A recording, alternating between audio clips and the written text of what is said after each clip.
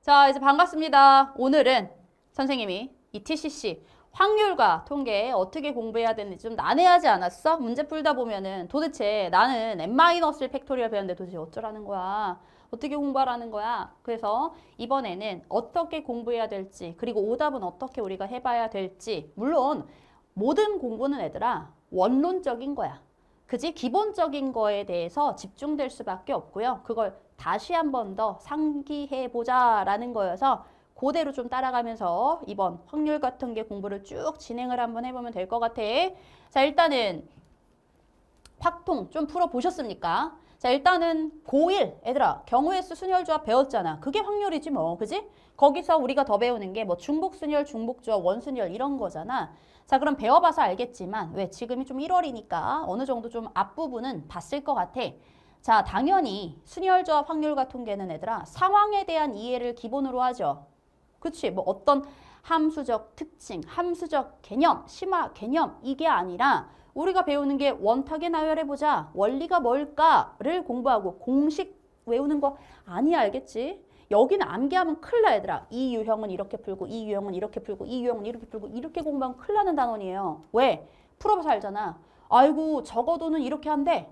아, 이웃하면 이렇게 묶어서 생각하래. 근데 막 조건이 많아지니까 어라? 다르게 푸네? 이런 것도 있잖아. 그죠? 그래서 뭐냐면 확률과 통계는 결국 어떤 상황에 대해서 이해하는 게 핵심이야. 자, 문제에서 막 조건들이 나올 거 아니야? 도대체 얘네가 말하는 거 어떻게 해야, 내가 어떻게 나열해야 이 가나 조건, 가나다 조건을 만족하면서 할 수 있을까? 이웃하게 한다는 건 도대체 어떻게 하라는 걸까? 이렇게 쌤이 자꾸 이웃한다, 뭐한다 쉬운 예제를 드는데 왜? 쉬운 걸 얘기해야 너네가 무슨 말인지 이거 말하는 거구나, 이렇게 하라는 거구나 명확하게 알 수 있으니까. 자, 그럼 첫 번째는 확률과 통계의 가장 큰 목표야. 함수에 대해서 이해하는 겁니다. 함수랜다. 상황에 대해서 이해하는 거야. 얘들아, 수투의 최종 목표는 결국 함수 결정이었잖아. 그치? 자, 그래서 두 번째, 기본적인 상황. 자, 기본적인 상황이란 건 너무 과조건이 들어가지 않은 거. 이웃한다, 뭐 떨어져 앉는다, 마주보고 앉는다, 뭐 이런 것처럼 자, 기본적인 상황을 가지고 그걸 기반으로 데이터베이스로 깔아서 다양한 상황으로 확장시켜야 돼. 그래서 여러 가지 제한 조건이 들어가는 거죠. 얘는 얘랑 가고 얘는 쟤랑은 이웃하면 안 되고 얘네 셋은 묶고 앉고 뭐 누구 앞에는 누구 앉지 말고 이렇게. 자, 그래서 다양한 상황으로 확장시키는 게 결국은 확률과 통계에 대해서 요구하는 최종 목적지라고 생각하시면 되고요. 자, 세 번째 우리가 좀 주의할 게 있는데 자, 과한 아이디어는 여기는 독이 될 수도 있어요.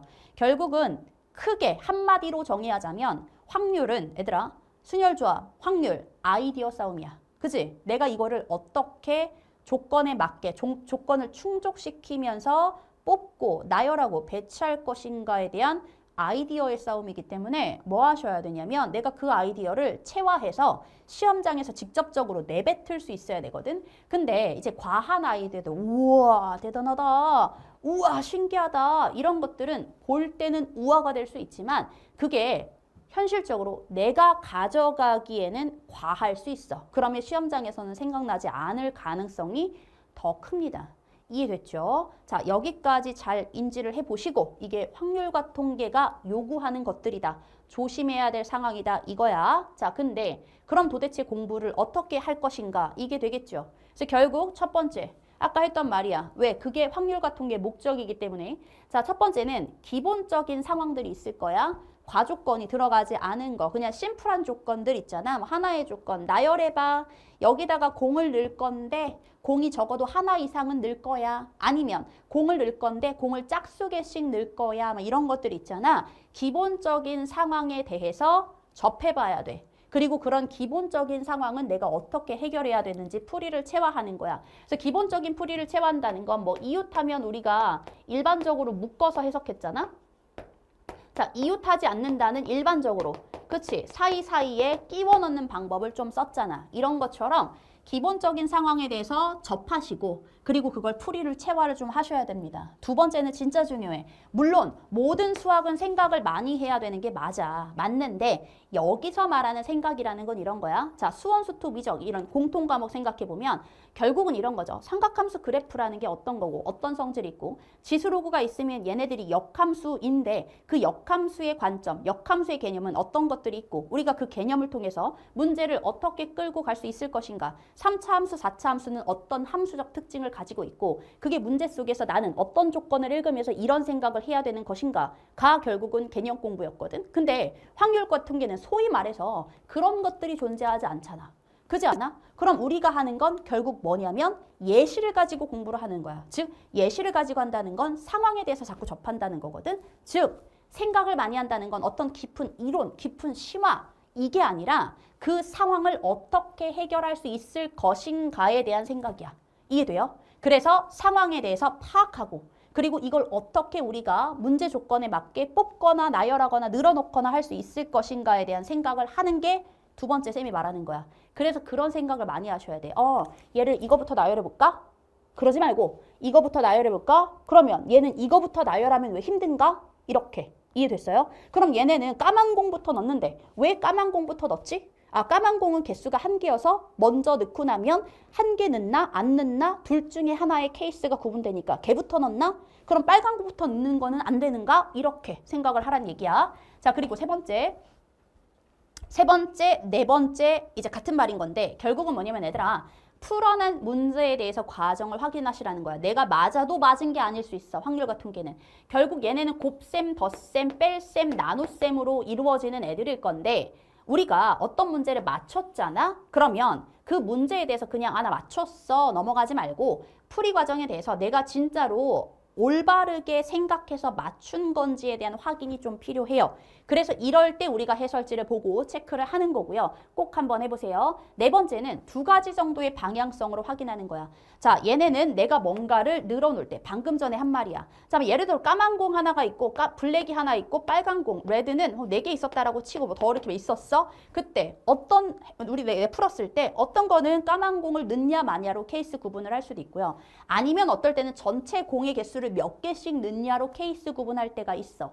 그렇지 않아? 그러니까 그렇게 두 가지 정도의 방향성을 가지고 한 문제를 해석해 보라는 거야. 그래야지만 관점을 잡을 수 있고요. 상황에 대해서 조금 더 파악할 수 있고 그렇게 해봐야 예를 들어서 까만 공이 하나 있을 때 하나를 넣냐 마냐로 케이스 구분하는 경우와 예를 드는 거야. 그리고 전체 공의 개수로 몇 개씩 넣을까로 케이스를 구분해서 푸는 경우가 있다라고 해보자. 그럼 그렇게 두 개 풀어봤을 때 까만 공을 기준으로 케이스 구분하는 게 이래서 더 편한 거구나 라는 걸 체화할 수 있어. 이해됐죠?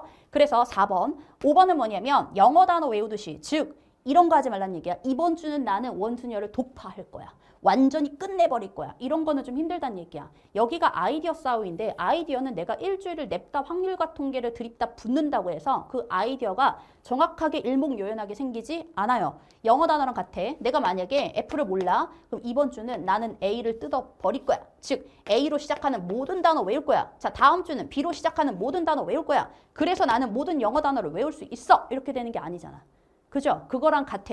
그래서 어떻게 하겠다? 영어 단어 외우듯이 매일은 조금 힘들 수 있으니까 내가 기준을 잡는 거야. 이거는 그냥 꼭 이렇게 할 필요 없어요. 자기 기준이 있어. 내가 수원수토나 이런 걸 공부하는 걸 잡고 거기서 확통은 수원수토보다 많이 할 필요는 없어요. 즉, 예를 들어서 월수금 아니면 화목토 아니면 월금일 이렇게 규칙을 잡고 그 규칙대로 몇 개씩 풀어내는 거를 추천합니다. 그래서 아이디어를 조목조목 쌓는다. 라고 생각하시면 돼요. 이해돼? 자, 이번에는 오답에 대해서야. 자, 오답은 왜 위험하냐면 확률과 통계는 국어와 같아요. 국어와 비슷해. 자, 국어에 대해서 생각해보자 얘들아. 국어는 한국말인데 읽고 나서 문제 풀었는데 틀리지. 그치? 난 읽었어. 문제도 풀었어. 근데 답이 틀려. 그지 않아? 못 읽어서. 이게 해석이 안 돼서, 물론 해석이 안 돼서 문항을 분석하지 못해서 그럴 수도 있지만 결국은 뭐냐면 내가 생각하는 과정이 있을 거야. 결국 국어도 그 생각의 과정 아니겠어? 그럼 사람은 생각한 대로 생각해. 그게 잘 쉽게 바뀌지 않아. 그게 내가 생각하는 방향성이거든? 그럼 결국 확률과 통계는 이 생각의 방향성 자체에 대한 보완이 필요해. 이걸 보완하셔야 돼. 나는 이렇게 나열했어. 그래서 틀렸거든? 몇 개월 뒤에 똑같이 풀잖아? 똑같이 그렇게 나열해서 또 틀릴 가능성이 높습니다. 왜냐면 생각한 대로 생각하니까. 이 과정을 고쳐야 돼. 내가 뭔가를 쭉 나열해서 풀었는데 이거에 대해서 오답이 발생했으면 나는 이렇게 생각한 나의 생각 과정이나 방향성을 뭐 해주셔야 돼? 그거를 고쳐주셔야 돼. 그래서 어떻게 하겠다? 두 번째, 방금 전에도 말했잖아. 생각을 많이 하셔야 되고요. 내가 맞은 거 있지? 맞은 것도 뭐 해? 이거 답지 보지 말고 풀어. 맞은 것도 다시 한번 체크하는 거야. 답지를 보지 않고 쭉 푼 다음에 자 이제 방법이야. 1번, 2번, 3번을 풀었어. 1번은 맞췄고 2번 틀렸고 3번 맞췄어. 우리 보통 어떻게 공부하는지 볼게. 딱 채점해. 오케이 맞았어. 2번 틀렸어. 푼 거 싹 다 지워. 아니면 옆에다가 다시 풀어. 그지? 이렇게 하지 말란 얘기야. 확통은 정확하게 내가 뭐 생각의 과정과 방향성을 수정 보완하는 게 확통의 공부법이야. 그래서 어떻게 해야 되냐? 1번을 맞췄다? 그럼 뭐 하겠다? 내가 정확하게 올바른 과정을 통해서 맞췄는지 일단은 확인해야 돼. 체크하는 거죠. 그거를 체크해. 자, 그 다음에 뭐 하셔야 되냐면 답지를 봐. 보고 내가 여기서 다른 방법, 내가 나열한 방법과 다른 순서, 다른 방법으로 혹시 해설지가 돼 있나? 다른 방향성은 없나? 그거를 공부하시는 거야. 내가 방향성이 나랑 다른 게 있다라는 건 결국 다른 방법으로도 해설을 할 수 있다라는 거거든. 그거를 보고 배우시는 겁니다. 먼저 못 풀겠다라고 답지부터 보면 안 되는 거야. 그냥 생각을 진짜 많이 해야 돼. 오늘 봐서 못 풀었어. 하루 넘겨. 하루 넘기고 체크해놔. 오늘 10개를 풀었는데 7개는 풀었는데 3개가 안 돼. 그럼 바로 답지 보지 말고 하루 묵혀. 묵은지처럼 묵혀놔. 그러니까 하루 이틀 묵히고 내가 내일 모레 하는 날이잖아. 그때 3개를 다시 봐. 알겠죠? 그렇게 공부를 하세요. 자, 그리고 이제 두 번째, 내가 틀렸잖아. 자, 틀린 거는 뭐 해야 돼? 내가 답지 보지 마. 틀렸어. 그래서 확통 우리 쌤이 현장 강의할 때 있잖아. 어떻게 하는 경우들이 많으냐면 만약에 시험을 봤잖아. 해설지 안 줘. 받아. 첫 번째. 좀 완화하면 틀린 번호만 말해줘. 답 말 안 해줘. 너 이거 틀렸어. 조금 심하면 뭐냐면 거기서 조금 더 얘가 잘해. 더 잘할 수 있어. 10개 중에 틀린 개수만 말해줘. 그럼 틀린 개수만 말하면 어떻게 되는 거야? 내가 명확하게 이건 무조건 맞아. 나 3개 틀렸어. 명확하게 나 이거 100% 맞아. 나 이거 조금 껄끄러워에 대한 본인의 판단성을 갖고 가게 돼 있어. 그게 언제 유리하냐면 단답형에서 유리해. 확률과 통계는 단답형에서 플러스 1, 마이너스 1로 틀리는 경우가 많잖아. 그지 않아? 세는 거 불안하잖아. 그래서 똑같은 문제도 객관식이냐 단답형이냐에 따라서 정답률이 달라요. 그래서 확률과 통계도 실제로 쌤도 우리 현장에서 아이들 가르칠 때도 그렇게 해. 방금 전에 말했던 대로 틀린 번호만 말해주고 답은 말 안 해주든가 아니면 조금 더 도전해 볼 수 있어? 그럼 개수만 말해줘.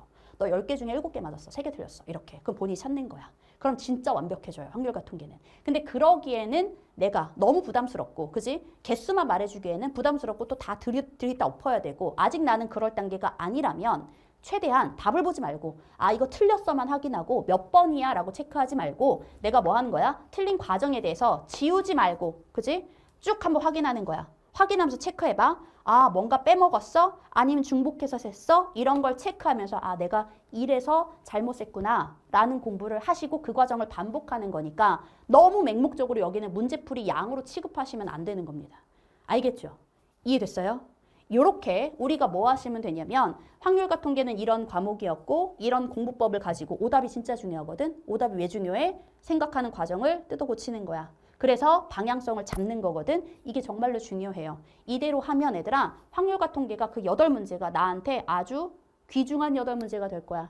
공통 과목에서 조금 만약에 잘할 거지만 만약에 흔들리더라도 그 8개가 내 뒷받침을 전부 다 해줄 겁니다. 실제로 오답률 가장 높은 거 7개 중에 얘들아 우리 확통 친구들은 5개가 거의 공통 과목이야.